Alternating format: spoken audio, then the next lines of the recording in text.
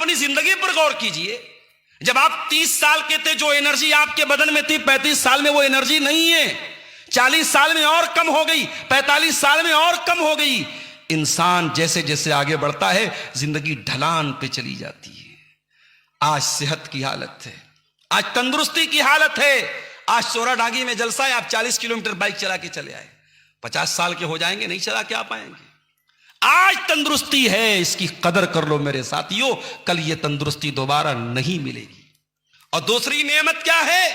अल फराग, time की नेमत है, समय की नेमत है। इंसान की सबसे बड़ी पूंजी उसका समय है, और इसीलिए अल्लाह ने कुरान में समय की कसम खाई है। कहीं फरमाया वल फज्र, फजर की कसम, कहीं फरमाया वल अस्र, अस्र की कसम, जमाने की कसम, कहीं फरमाया वल लैली इज़ा यग़शा, रात की कसम, कहीं फरमाया वन नहारी इज़ा तजल्ला, दिन की कसम, कहीं फरमाया वज़्ज़ुहा, चाश्त के वक्त की कसम। अल्लाह ने टाइम की कसम खाई है, यह बताने के लिए कि समय बहुत कीमती है। और एक आदमी मार्केट में बर्फ बेच रहा था, और सुबह को बर्फ लेके निकला, दोपहर हो गई, कस्टमर नहीं आ रहा है, और बर्फ बराबर पिघल रही थी। तो बेचारा चिल्लाने लगा और कहने लगा, ओ लोगों, मेरा बर्फ खरीद लो, इससे पहले कि मेरा कैपिटल गल जाए, मेरी पूंजी समाप्त हो जाए, मेरी पूंजी खत्म हो जाए, शेष हो जाए, वो लोगों मेरा बर्फ मुझसे खरीद लो। सलफ कहते हैं, उस इंसान को देखकर हमें कुरान की सूरत का मतलब समझ में आया।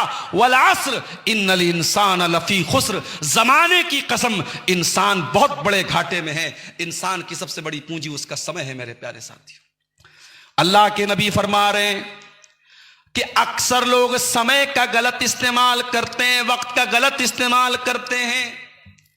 आज क्या आलिम और क्या जाहिल, क्या जवान, क्या बूढ़ा, सबके हाथ में मोबाइल और सोशल मीडिया का ऐसा दौर आ गया।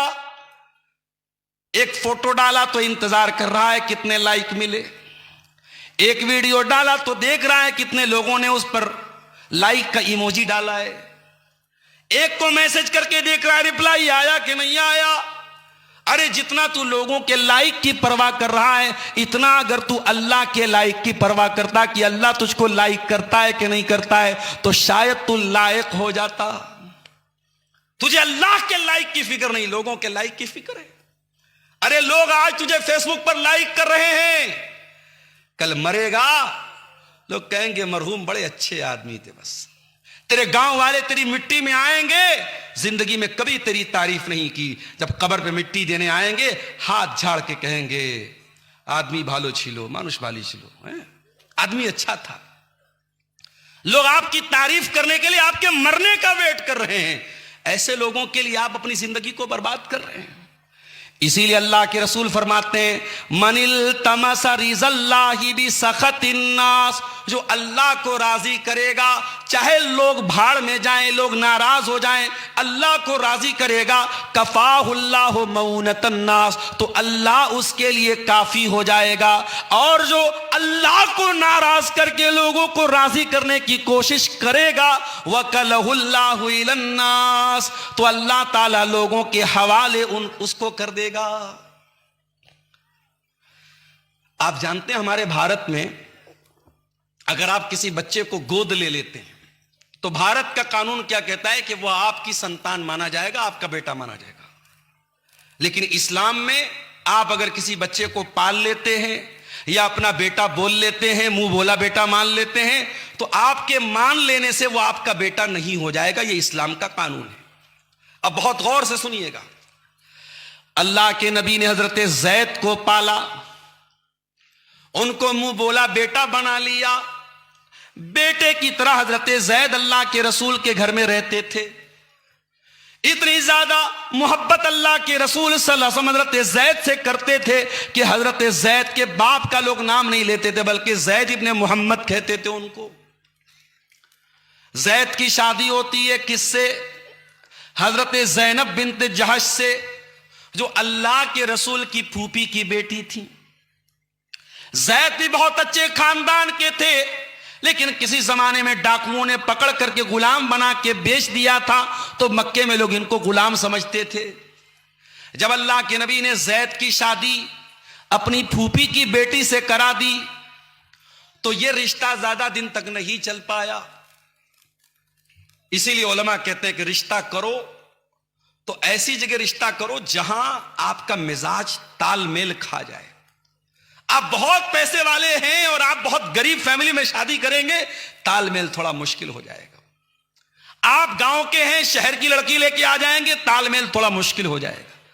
अपने माहौल में, अपने एटमॉस्फेयर में, अपने कल्चर में शादी करना बेहतर है अगर दीनदारी है तो, ताकि तालमेल खा जाए। क्योंकि रिश्ता जब होता है तो तालमेल का होना बहुत जरूरी है। जैद भी बहुत नेक इंसान है, ज़ैनब भी बहुत नेक औरत है, मगर तालमेल नहीं हो पा रहा था। अब हजरत जैद के दिल में ख्याल आया कि मैं तलाक दे दूं। हजरत जैद अल्लाह के नबी के पास आते हैं और कहते हैं, अल्लाह के नबी, मैं ज़ैनब के साथ नहीं रह सकता, मैं तलाक देना चाहता हूं। अल्लाह ताला की तरफ से यह बता दिया गया कि ऐ अल्लाह के रसूल, जैद अपनी बीवी को तलाक दे देंगे, और जब वो तलाक दे देंगे और ज़ैनब की इद्दत पूरी हो जाएगी तो ऐ मेरे रसूल, आपको उस औरत से शादी करनी होगी, ताकि दुनिया से ये रस्म खत्म कर दी जाए कि अगर कोई मुंह बोला बेटा है तो वो सगा बेटा नहीं है। क्योंकि सगा बेटा होता तो सगे बेटे की बीवी तो बहू होती है और बहू से ससुर की कभी शादी नहीं हो सकती। जैद की मुतल्लका बीवी से अल्लाह के रसूल का निकाह अल्लाह ताला ने करने का हुक्म दिया ताकि इस रस्म को तोड़ दिया जाए, इस रिवाज को तोड़ दिया जाए। लेकिन अल्लाह के नबी को डर पैदा हुआ कि लोग क्या कहेंगे, लोग क्या कहेंगे। लोग तो डायरेक्ट यही बोलेंगे कि मोहम्मद रसूलुल्लाह ने अपनी बहू से शादी कर ली। अल्लाह के नबी के पास जैद आए। जैद ने कहा, अल्लाह के नबी, मैं तलाक देना चाहता हूं अपनी बीवी को।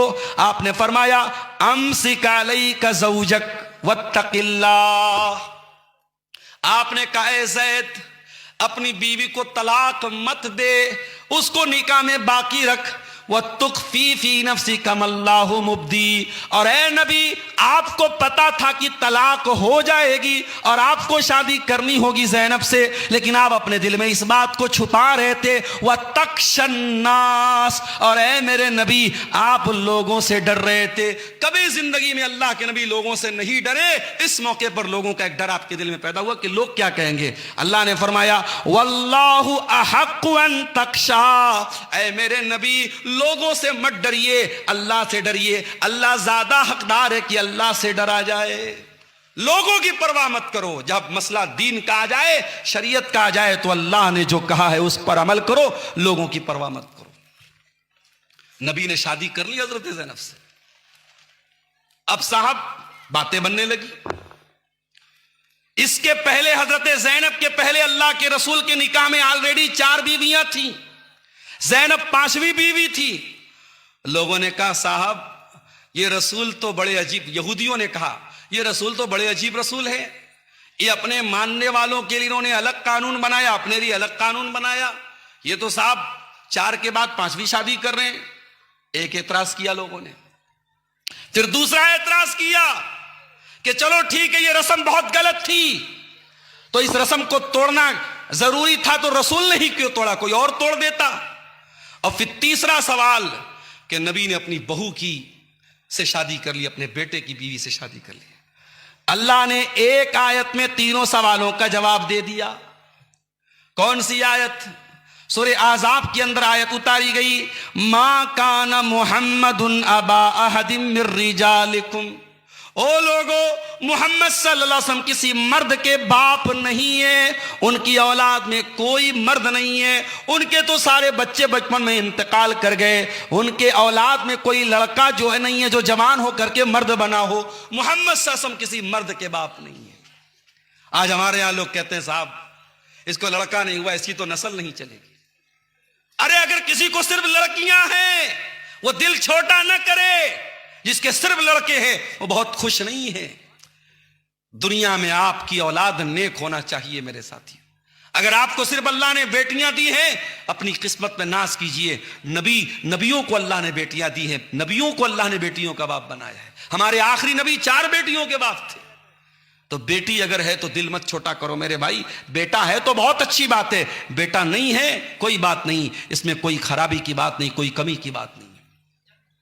फरमाया मा काना मुहम्मदुन अबा अहदिम मिर रिजालिकुम, मुहम्मद सल्लल्लाहु अलैहि वसल्लम किसी मर्द के बाप नहीं है, वलाकिर रसूल अल्लाह, बल्कि वो अल्लाह के रसूल हैं। जब वो अल्लाह के रसूल हैं तो कान खोल के सुन लो, तुम्हारे लिए जो नियम बनाएगा कि 4 से ज्यादा तुम शादी नहीं कर सकते, मोहम्मद रसूलुल्लाह अल्लाह के रसूल हैं, अल्लाह ताला उनको इस नियम से छूट भी दे सकता है, तुम्हें इस पर कोई एतराज का अधिकार नहीं है। वलाकिर रसूल अल्लाह, वो अल्लाह के रसूल हैं, व खातमन नबिय्यीन, और वो आखिरी नबी हैं, उनके ऊपर सारे दीन को मुकम्मल कर दिया गया है, उनको आखिरी नबी बना के भेजा गया है। अगर वो रस्म रिवाज को नहीं तोड़ेंगे तो कौन तोड़ेगा? मेरे प्यारे साथियों, नबी ने जब लोगों की परवाह नहीं की तो तुम लोगों की परवाह क्यों करते हो? अपनी जिंदगी को अल्लाह और उसके रसूल के तरीके पर गुजारो। लोग क्या कहते हैं इसके चक्कर में मत पड़ो। लोग आपकी तारीफ करने के लिए आपके मरने का इंतजार करते हैं।